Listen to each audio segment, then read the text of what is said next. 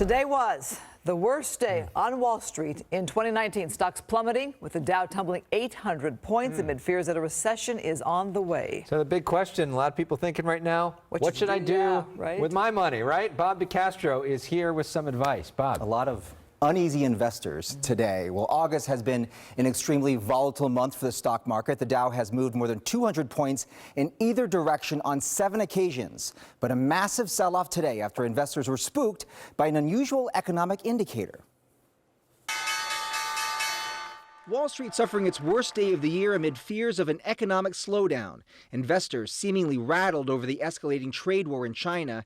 And today, an even bigger worry. The yield on a 10-year Treasury note dropped below the 2-year note. It's known as an inversion yield curve, and it has preceded recessions many times before. But Christopher Thornburg from the UC Center of Economic Forecasting says those fluctuations in the bond market are not always a bellwether of what's to come. We don't have an economy out of control. We don't have any major growing imbalances. Sure, there's a few stress points here and there, but none of these stress points rise to the level of being recession causing. When you think of the fundamentals, it's pretty clear we're not going towards any recession. Thus, this particular indicator I completely dismiss. Still on Main Street, the recent stock market volatility has many concerned.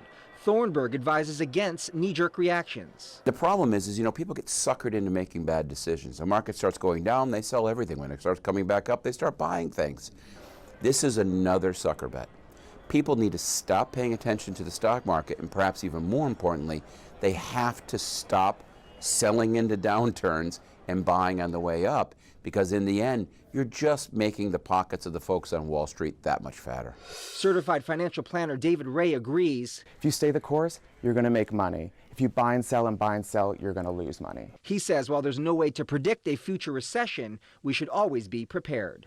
Look for ways to build up your emergency fund. If you're worried about losing your job, make sure you have that 3 to 6 months of savings so that you're not going to be evicted from your apartment or lose your house.